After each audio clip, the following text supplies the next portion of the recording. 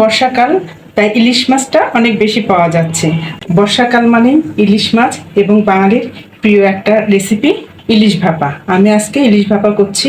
প্রথমে মাছগুলোকে ভালোভাবে ধুয়ে লবণ, হলুদ, সর্ষে বাটা আর কাঁচা সর্ষের তেল মাখিয়ে ভালোভাবে মেরিনেট করে রেখে দিয়েছিলাম। এরপর একটা টিফিন বক্সের মধ্যে আমি ভালোভাবে মাছগুলোকে সাজিয়ে দিচ্ছি।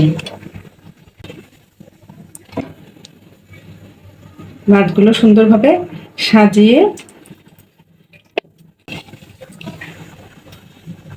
বাটা জলগুলো দিয়ে দিলাম।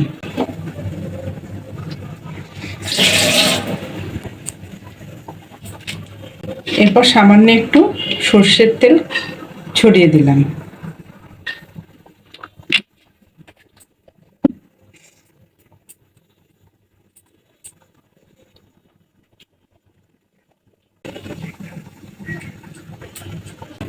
এরপর উপর দিয়ে কয়েকটা কাঁচামরিচ দিয়ে দিলাম।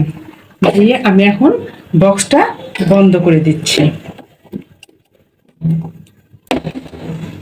এরপর একটা পাত্রে জল দিয়ে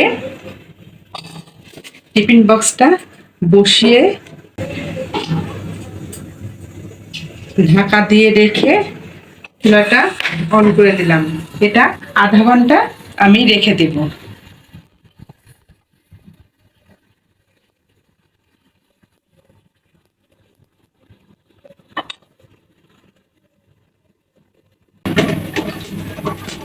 আধা ঘন্টা হয়ে গেছে, আমি এখন এটা নামিয়ে নিব। দেখো ঢাকনাটা উঠিয়ে নিলাম। এখন চুলাটা আমি বন্ধ করে দিচ্ছি। একটু ঠান্ডা হলে আমি টিফিন বক্সটা খুলে নেব।